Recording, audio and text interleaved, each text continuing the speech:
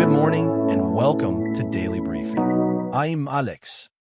And I'm Sarah. July 16th, 2026. Today, we are tracking a massive escalation in the Middle East as the United States expands military strikes in northern Iran, while the Pentagon's war bill is projected to cross a staggering $100 billion. Plus, we will look at a major security threat for crypto users as the Okobot malware targets popular hardware wallets. Also, checking the weather here in Parker, Colorado, it is currently 66 degrees and partly cloudy, heading up to a high of 90 degrees with a low of 65. That is a lot of heavy news to unpack, so let's get into it.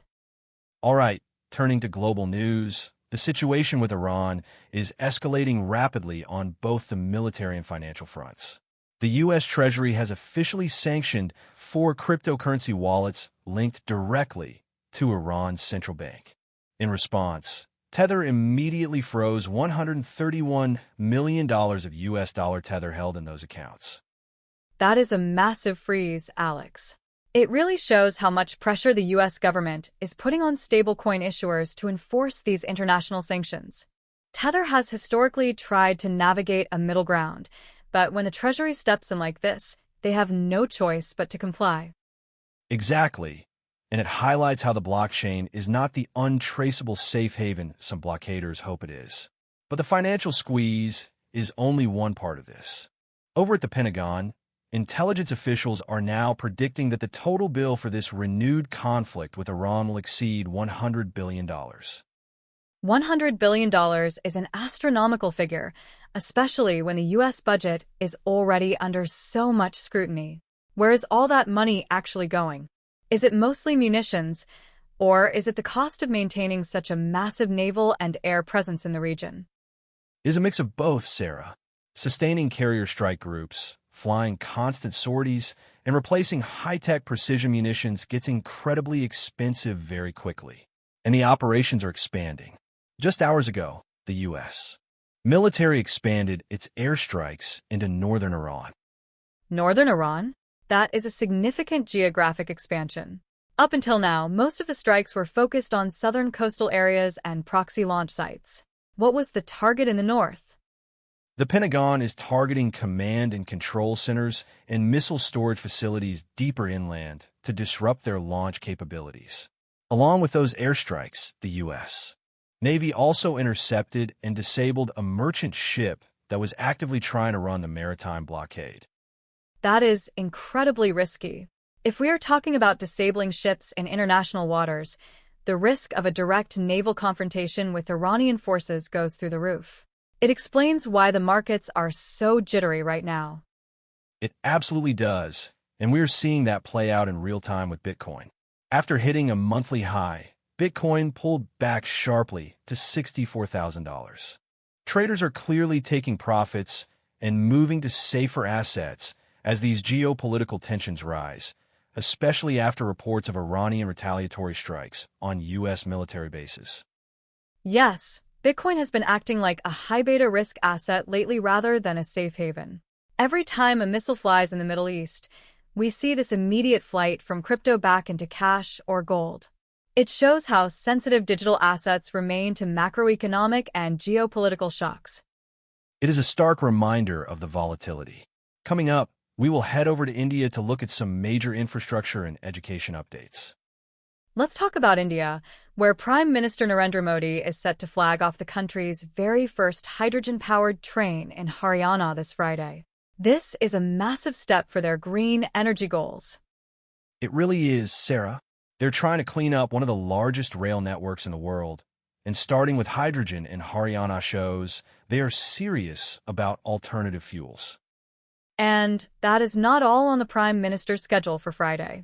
He is also heading to Punjab to unveil highway projects worth 5,278 crore rupees to boost regional connectivity. That is a huge infrastructure push for Punjab. Better roads mean faster trade corridors, which should give their local economy a nice boost. Meanwhile, if you are a student in India planning to study abroad, there is a big change coming to how you prove your English skills. Starting in September 2026, The IELTS exam is going fully computer-based across the country, completely eliminating the paper-based testing option. Wow. That is going to be a huge adjustment for millions of applicants who are used to the traditional pen and paper format. But I suppose it streamlines the grading process and reduces the logistical headache of shipping physical exam papers. When we come back, we will dive into the latest market shifts and a major corporate move in the UK. Let's talk markets and finance. We have a massive development in the global semiconductor race. TSMC, the Taiwanese chip giant, has pledged an additional $100 billion to expand its manufacturing facilities in Arizona. That is an unbelievable amount of capital, Sarah. This is on top of their existing commitments. They are essentially doubling down on making the United States a major hub for advanced chip production, which is a huge win for domestic supply chain security. It is a massive win for the Biden administration's push to bring manufacturing back. They are saying this will create tens of thousands of high-tech jobs in Arizona. But building these fabrication plants is notoriously slow and expensive, so it will be years before we see the actual chips rolling off the line in high volumes. True, but long-term, it reduces the reliance on Taiwan's physical islands, which is critical given the geopolitical risks there. Now, speaking of security risks, we have a very sophisticated cyber threat targeting crypto users. A malware framework called Okobot is injecting phishing pages directly into the official desktop apps of Ledger and Trezor. Wait, so this is not just a fake app you download by mistake? It actually infects the legitimate, installed Ledger and Trezor software on your Windows computer? Exactly. Okobot compromises the trusted environment of the app itself. When you open your legitimate wallet app, it injects a fake screen asking for your recovery seed phrase. Because users think they're using the official, safe app, they are much more likely to type it in, giving hackers total access to their funds. That is terrifying because the golden rule of hardware wallets has always been that your seed phrase is safe as long as you do not type it into a web browser. But if the actual desktop app is lying to you, that boundary is completely broken. People need to be incredibly careful and double-check why an app is suddenly asking for those words. Absolutely. Never type those words into any computer screen, period. Now, despite these security scares, Bitcoin did manage to hit a 3-week high of $65,500 earlier, sparked by some surprising U.S. inflation data. Right. The producer price index data came in cooler than expected, which got traders excited about potential interest rate cuts from the Federal Reserve. But as we mentioned earlier, those gains were quickly erased when the geopolitical news from Iran broke. It is a wild ride for crypto holders right now. It really is. And the regulatory landscape is shifting too. Japan has officially passed a major crypto overhaul, revising its Financial Instruments and Exchange Act to bring digital assets under much stricter rules, including new insider trading laws and tougher penalties. Japan was already one of the most regulated crypto markets in the world after the MT-Gox and Coincheck hacks years ago. This move shows they want to treat digital assets exactly like traditional equities, which might hurt short-term speculation but should bring in more institutional money. That is the hope. Now, let's look across the Atlantic to the United Kingdom, where the government has taken British Steel into public ownership to protect about 2,700 jobs at the Scunthorpe plant.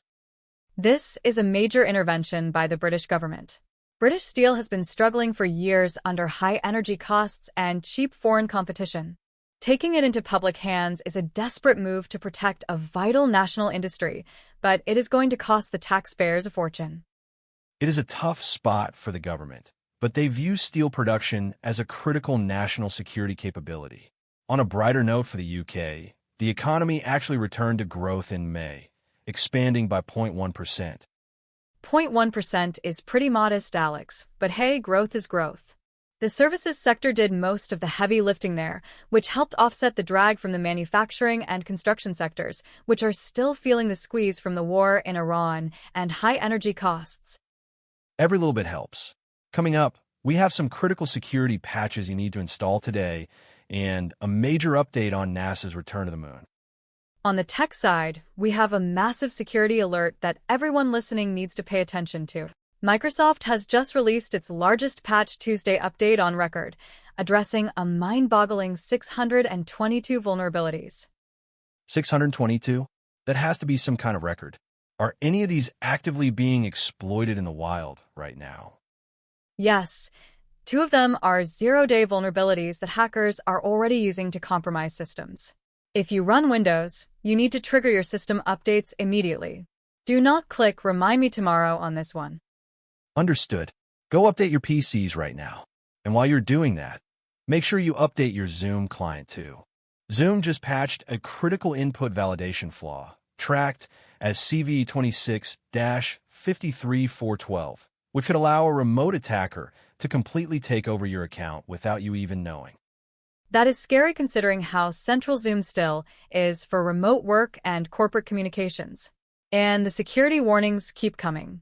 SonicWall has issued an urgent alert about two zero-day vulnerabilities in its SMA1000 series appliances.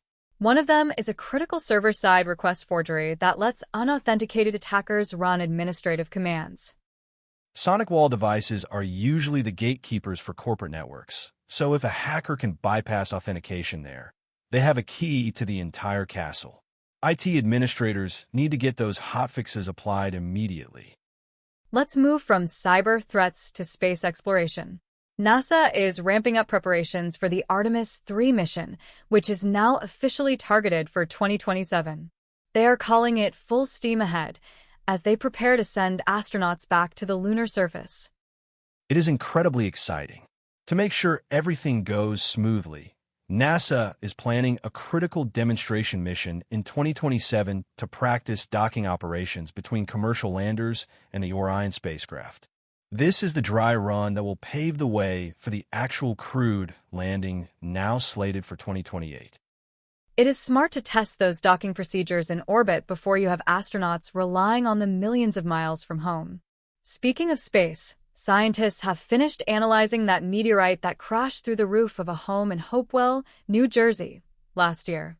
It turns out to be an incredibly rare fragment dating back to the very beginning of our solar system, about 4.6 billion years ago. Can you imagine a piece of the early solar system just crashing into your ceiling? Researchers are thrilled because it is a pristine, unweathered sample that can tell us exactly what materials were floating around when the Earth was forming. It is like a cosmic time capsule landing right in your living room.